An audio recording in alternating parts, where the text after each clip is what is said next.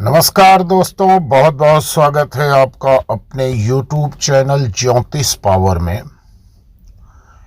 यदि वैवाहिक जीवन में किसी भी प्रकार की परेशानी चल रही है, समस्या चल रही है, संतान उत्पत्ति में परेशानी हो रही है, तो ये निश्चित तौर पर देखा जाता है कि कुंडली में कहीं न कहीं राहु केतु ये दो ग्रह आपको पीड़ित कर रहे हैं। और राहु केतु को कैसे मजबूत किया जाए ताकि वैवाहिक जीवन, पारिवारिक जीवन खुशहाल रहे, तो आज हम इसी बारे में आप लोगों के साथ चर्चा करेंगे। शादियां सबकी होती हैं, लेकिन सबकी शादी की उम्र, समय और वैवाहिक जीवन में बड़ा फर्क देखने को मिलता है। क्या आपने कभी सोचा है क्यों सबकी शादी और शादीशुदा जिंदगी एक जैसी नहीं होती? इसका कारण है कुंडली में ग्रहों में दोष। कुंडली में अगर राहु और केतु कमजोर हो या इनमें दोष हो तो शादी विवाह से जुड़ी मुश्किलें आ ही जाती हैं। सबसे पहले हम आप लोगों को बताएंगे राहु केतु का शादी विवाह पर क्या असर पड़ता है और मुश्किल दूर करने के लिए क्या उपाय आपको करना है।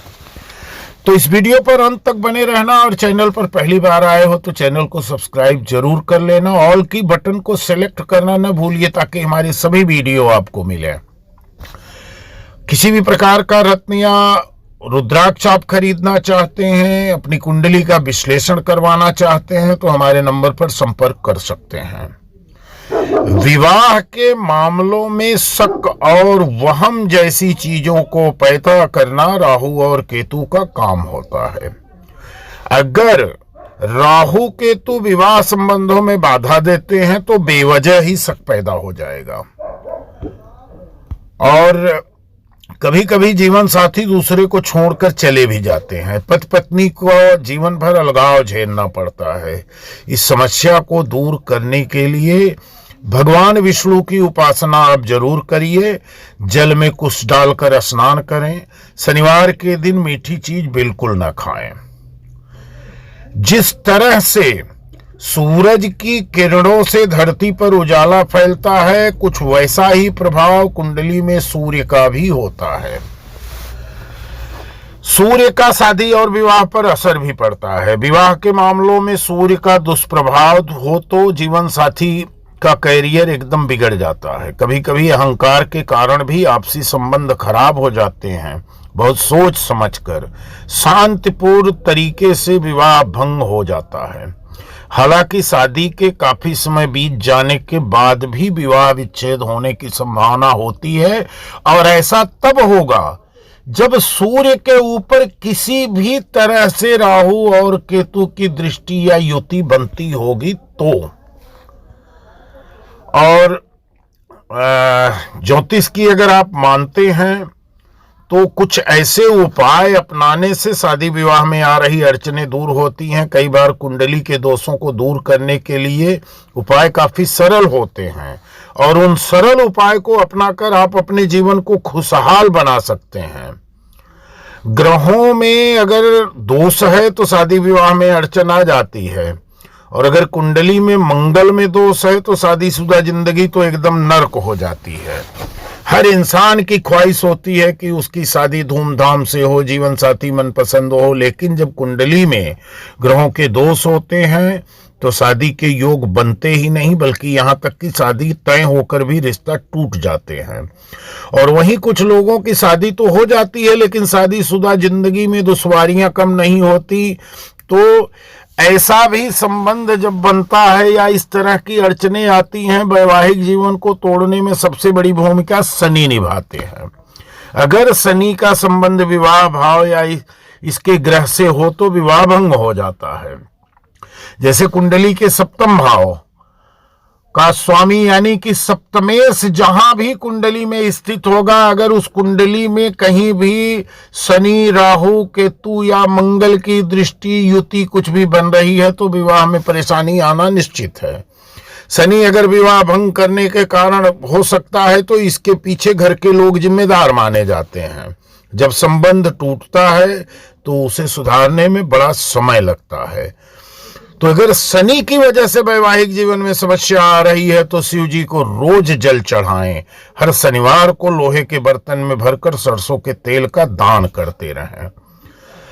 ऐसा नहीं है कि शादी में आने वाली समस्याओं के लिए सिर्फ शनि ही जिम्मेदार है, दूसरे ग्रह में भी अगर दोष होता है तो शादी विवाह में अड़चन आ जाती है।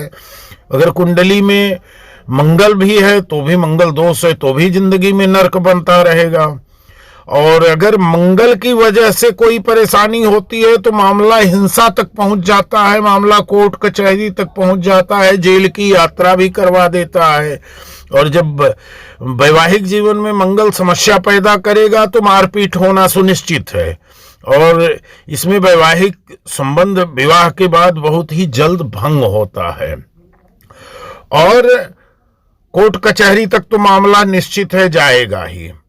अगर मंगल की वजह से समस्या आ रही है, ऐसे तो मांगलिक दोष में भी विवाह टिकाऊ होते हैं, चलते हैं उपायों के द्वारा। लेकिन यदि मंगल का संबंध कहीं भी शनि, राहु या केतु से कुंडली में बनेगा तो ये अड़चन और प्रभावी होकर के आपके जीवन पर असर डाल देती हैं। तो ऐसी स्थिति में मंगल का उपाय कर लेना चाहिए। मंगलवार का व्रत अगर रखना आप चालू कर रहे हैं, गुड़ का दान चालू कर दे रहे हैं और मंगलवार को मीठी चीजें निर्धन गरीबों को अगर दान कर रहे हैं, लड्डू वगैरह का दान कर रहे हैं तो भी आपकी मुश्किलें कम हो जाएंगी। और लाल रंग के प्रयोग से आप बचिए, लाल कपड़ा न पहने। अब कभी कभी क्या है कि बृहस्पति की दशा कमजोर होने पर भी शादी में अड़चने आ जाती हैं। अगर ऐसी स्थिति है तो बृहस्पति भी जिंदगी में मुश्किल पैदा करेगा। और अगर बृहस्पति मजबूत है तब तो खुशियों की सौगात मिलती है। तो यदि बृहस्पति का भी कहीं न कहीं इन्हीं ग्रहों से संबंध बनता है, शनि, राहु, केतु और मंगल, तो ही बृहस्पति शादी विवाह के मामले में अड़चन डालता है या वैवाहिक जीवन में परेशानी खड़ी करता है। तो इससे बचने के लिए गुरुवार का व्रत करिए और कुंडली का विश्लेषण करवाने के बाद निश्चित करना रहता है कि आपको यदि कोई जेम स्टोन पहनने से भी मदद मिलती है, सहायता मिलती है तो उसे भी किया जा सकता है। लेकिन गुरुवार का व्रत करना बहुत जरूरी है और नियम से रोज सुबह आप ओम नमो भगवते वासुदेवाय का एक माला जाप जरूर करें। उससे आपको शांति रहेगी, घर परिवार में शांति बनी रहे, वही सबसे अच्छी बात है और जिंदगी अच्छे से चलती रहे। तो दोस्तों, इसी के साथ वीडियो समाप्त कर रहा हूं। वीडियो को एक लाइक, एक कमेंट जरूर करना। चैनल पर पहली बार आए हो तो चैनल को सब्सक्राइब कर लेना। धन्यवाद।